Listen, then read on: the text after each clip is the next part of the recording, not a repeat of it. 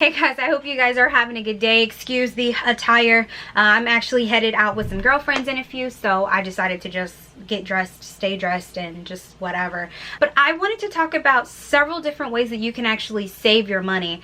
Now, I do want to be completely honest with you guys. A few years ago, I didn't even make enough money to be able to save anything. I was literally living check to check just because my rent and other bills and things were just so expensive. There was no way I was able to do any of this. So if this is something that you fall under, if you're like, sis, I live check to check, I don't have a way to even save, I want you to go watch my video called How to Avoid Actually Living Check to Check. That video may help you create multiple streams of income, and I think it's something that's very helpful.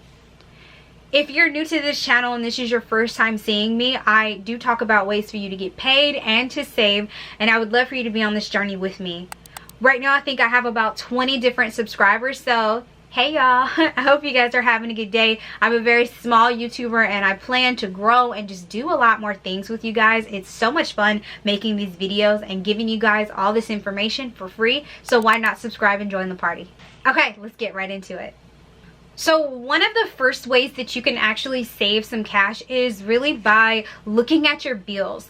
One of the things me and my husband found is that we had Netflix, we had Hulu, we had Disney Plus, you know, you have all of them, and that actually adds up. And we don't have cable, so that saved us a little bit. We just have internet, but at the same time, if you're spending $15 here, $10 here, $12 here, it starts to add up to where it could potentially even be more than cable. So just choose one. Either Netflix or Hulu, Disney Plus or no Disney Plus. I think the other one, like, I think Nickelodeon's coming out with the stream, so just be mindful of that. You don't necessarily need all of those streaming services. Usually Netflix and Hulu play the same thing or swap movies anyway, so it might be better for you to just choose one, either Netflix, Hulu, or Disney Plus. Just think about it.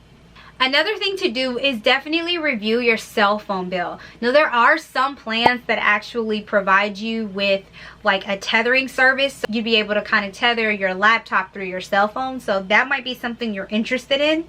It would save you some money because instead of paying your AT&T or paying your internet bill and then paying another internet usage for your cell phone, you just kind of have that one bill.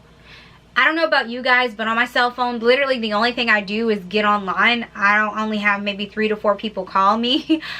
So there's something to think about. Another thing you're able to do is automatically put money into your savings. Now, this is something that actually helped me.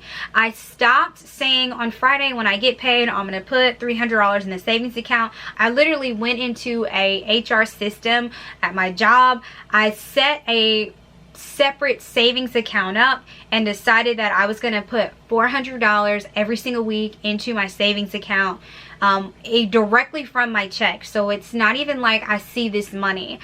This was something that has definitely helped me because it's a savings account. I don't have a card to it, so if I wanted to take money out of it, I have to get in the car, drive to the bank, wait in the line, go to ask for some money back. It's just the whole process.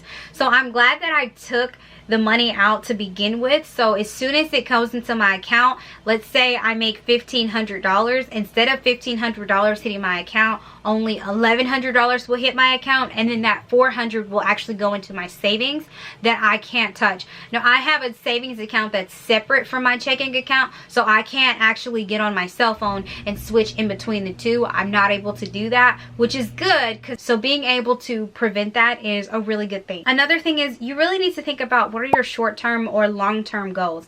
For me, my short-term goals at one point was I was getting married, so I wanted to have a little bit of extra money there. We were saving for a home, so I knew we needed to save for the down payment there. And now I'm at the point where we're looking into saving for our second home. We're thinking about potentially doing a new construction within the next 1 to 2 years. So those kind of goals, even though they're short-term / long-term goals, that'll help you save because you know. Another thing is you have to think about, what if something goes wrong? What if my car breaks down? And I'm living check to check. If my car breaks down and I have to come up with $600, but I have no money saved, then that kind of puts you in a really bad place financially. So you really want to think about that. Another thing that you're able to do to save your money is to buy used. I don't don't know how many times I've seen people talk about thrifting or couponing or trading or getting stuff off of Facebook Marketplace. Those are all ways that you can save by not buying new, by just buying secondhand. There's nothing wrong with that at all. Now, I know during this specific time it's a little sensitive to kind of buy used, but I feel like if you would wash your clothes, bleach them if necessary, then they should be fully sanitized and you should be able to use them. Buying used vehicles is another big thing. You guys probably saw my Tesla video when I talked about getting the new Tesla. It was brand new and I was super excited about it, but decided not to get it. Buying used cars is, to me, the best thing to do. I don't understand why someone, a good used car, let me say that. I don't understand why someone would go to the dealership and buy a brand new car, because it depreciates as soon as you get off the lot by at least 10% within a year, and you've automatically lost money. It's a horrible investment. So unless it's like an old school car or a classic or something like that, a vehicle is a horrible investment. In my opinion, it is not really an asset. It's just kind of something that you lose money on. So buying a good quality used car would be the better option. There's nothing wrong with a good, reliable used car. I would say as long as it doesn't have high mileage, if the make and model of the vehicle is known to be a pretty reliable vehicle, I would say why not buy the used car? There's nothing wrong with it at all. So another thing that you're able to do is to cut down on groceries. Now, this is something that I kind of struggled with when it came to this, and I don't mean starve yourself and eat once a day or something crazy like that. I literally mean look at potentially buying generic products, buying generic brands. There's nothing wrong with buying the off-brand ketchup. Do you really need Heinz?